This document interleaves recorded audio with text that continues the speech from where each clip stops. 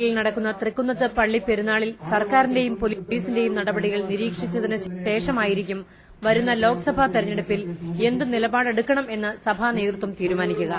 തൃക്കുന്നത്ത് സെമിനാരിയിൽ അതിക്രമിച്ചു കടക്കാനുള്ള വിഘടിത വിഭാഗത്തിന്റെ ശ്രമങ്ങളെ ഒറ്റക്കെട്ടായി നേരിടുമെന്ന് മലങ്കര വർഗീസ് അനുസ്മരണ സംഗമത്തോടനുബന്ധിച്ച് നടത്തിയ വാർത്താസമ്മേളനത്തിൽ ശ്രേഷ്ഠ നിയുക്ത കത്തോലിക്ക പൌലോസ് മാർ മിലിത്തിയോസ് അറിയിച്ചു.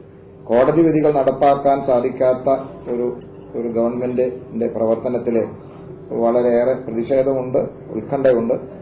അതൊക്കെ ഞങ്ങളുടെ ജനങ്ങളിപ്പോ വളരെ അവെയറാണ്, ഇതേക്കുറിച്ച് ബോധവാന്മാരാണ്. സഭയുടെ കാര്യത്തിൽ അവര് സംഘടിക്കാനും സഭയുടെ അവകാശങ്ങൾ നിഷേധിക്കപ്പെടുന്നിടത്ത് എന്ത് കാര്യങ്ങൾ പ്രവർത്തിക്കാനും ഒരു സന്നദ്ധരാണ്. 2005-ലുണ്ടാക്കിയ സമാധാന ഉടമ്പടി മറുപക്ഷം പാലിച്ചിട്ടില്ല. അതുകൊണ്ടുതന്നെ മറ്റൊരു ഉടമ്പടിക്ക് പ്രസക്തിയില്ലെന്നും അദ്ദേഹം പറഞ്ഞു. പൊതുതെരഞ്ഞെടുപ്പുകളിൽ ആർക്ക് വോട്ട് ചെയ്യണമെന്ന് ഇതുവരെ ആവശ്യപ്പെട്ടിട്ടില്ല. എന്നാൽ ഇത്തവണ അങ്ങനെ ആവശ്യപ്പെടാനുള്ള സാഹചര്യം ഒരുക്കരുതെന്നും സഭാ നേതൃത്വം സമ്മേളനത്തിൽ മുന്നറിയിപ്പ് നൽകി.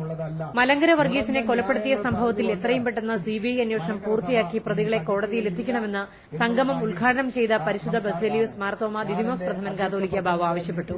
മെത്രാപ്പൊലീത്തമാരായ സക്കറിയാസ് മാർ അന്തോണിയോസ്, ഡോക്ടർ മാത്യൂസ് മാർ സേവേറിയോസ്, വൈദിക ട്രസ്റ്റി ഫാദർ ജോൺസ് എബ്രാഹാം കോനാട്ട്, സഭാ secretary doctor George Joseph, Thrikkunnath seminary manager father Mathai Edayanal തുടങ്ങിയവർ പങ്കെടുത്തു. മനോരമ ന്യൂസ്, കൊച്ചി.